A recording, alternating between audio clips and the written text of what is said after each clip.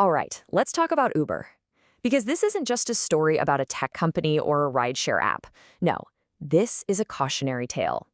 It's about what happens when a culture of growth at all costs, finally, and spectacularly, implodes in public.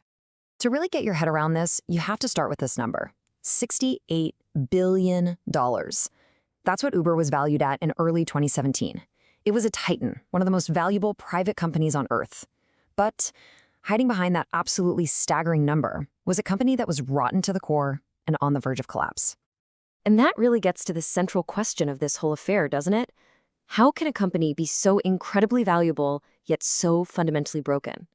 This quote here just nails it. This dangerous idea that as long as the growth chart is going up and to the right, nothing else really matters. So where did all this rot begin? Well, to understand the crisis, you have to go back to the very beginning, to the cultural DNA that was put in place by its founder and CEO, Travis Kalanick. And it was all built on one single-minded idea: hustle. Now, hustle culture at Uber, it wasn't just about working hard. It was a whole philosophy. It meant you had to be hyper-aggressive, you had to be confrontational, and you had to be competitive, not just with other companies, but with your own colleagues. Growth was the only god, and pretty much any method of worship was acceptable. And this slide right here perfectly shows you the disconnect. I mean, on paper, they had these nice-sounding corporate values, like principled confrontation. But what did that look like in the real world? It became an excuse to tolerate serious misconduct. Or always be hustling. Sounds great, right? In reality, it translated to breaking city regulations and just throwing ethics out the window to get results. For years, this culture just festered. The problems were what you'd call an open secret in Silicon Valley. Everyone kind of knew. But the dam was about to break, and the crack was going to come from a single, incredibly detailed blog post by one former engineer. Okay, so picture this. February 19th, 2017. A former engineer named Susan Fowler hits publish on a post about her time at the company. She probably thought, a few of her friends in the tech world would read it. Instead, it went viral. Her personal story became a global headline overnight. And Fowler did not bury the lead. Her post got straight to the point with this absolutely shocking statement.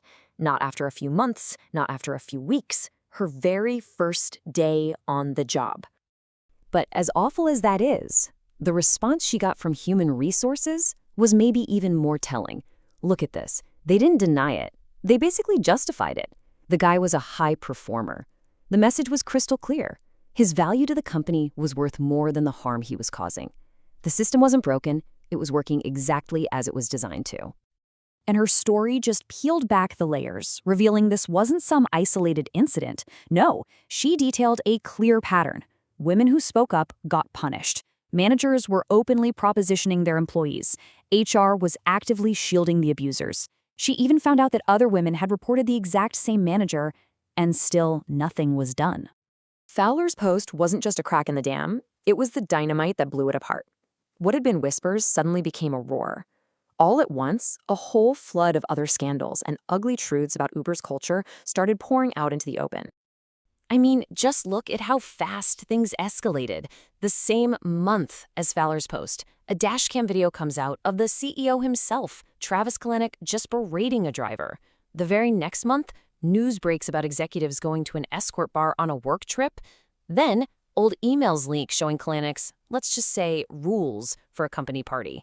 This wasn't a slow burn, it was a 5-alarm fire. And these are the CEO's own words caught on that dashcam. He was arguing with a driver who was telling him that falling fares were bankrupting him. And Kalanick's response wasn't empathy, it was a lecture. It was a stunning, unfiltered look at the mindset at the very top. As the company was finally forced to look in the mirror, the true scale of the problem became horribly clear. An internal investigation uncovered 215 separate HR complaints. And you have to remember, those aren't just case files. Each one is a person, a story of harassment or bullying or discrimination. At this point, the pressure was just unbearable. The public, the media, and maybe most importantly, Uber's very powerful investors, they all knew something drastic had to change. The company was finally being forced to confront the toxic culture its own CEO had built. So, to show the world they were serious, Uber brought in the big guns, Eric Holder, the former Attorney General of the United States. His job? To do a complete, no-holds-barred investigation and figure out a path forward. The report he produced would become the blueprint for trying to fix Uber.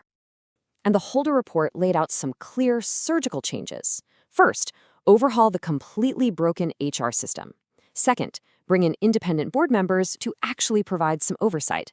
Third, and this was huge, formally reduce the CEO's almost absolute power. And finally, some actual accountability. More than 20 employees were fired. This wasn't just a list of suggestions, it was a roadmap to gut the old culture. Now, those recommendations directly threatened Kalanick's authority. But the final straw? It was an ultimatum from 5 of Uber's biggest investors. They'd had enough. On June 20th, 2017, the founder who had personified that hustle culture was forced out. So, the CEO's out, reforms are happening, end of story, right? Well, not quite, because this whole saga leaves us with a really tough and honestly a pretty troubling question about what we actually value in business. Because here's the truly astonishing part of the story. After a year of just one horrible scandal after another, you would expect a massive financial hit. But when Uber finally went public in 2019, its valuation hadn't just recovered, it had shot up to $82 billion. For all the moral outrage, the money just never stopped flowing. Which leaves us right here with this one unavoidable question. If a company can go through a cultural meltdown this public and this damaging and still get rewarded with a massive IPO, what message does that actually send? Does it prove that in the winner-take-all world of tech, a toxic culture isn't just forgivable, but maybe it's irrelevant as long as the financial returns are big enough? That's the billion-dollar question Uber's story forces every single one of us to ask.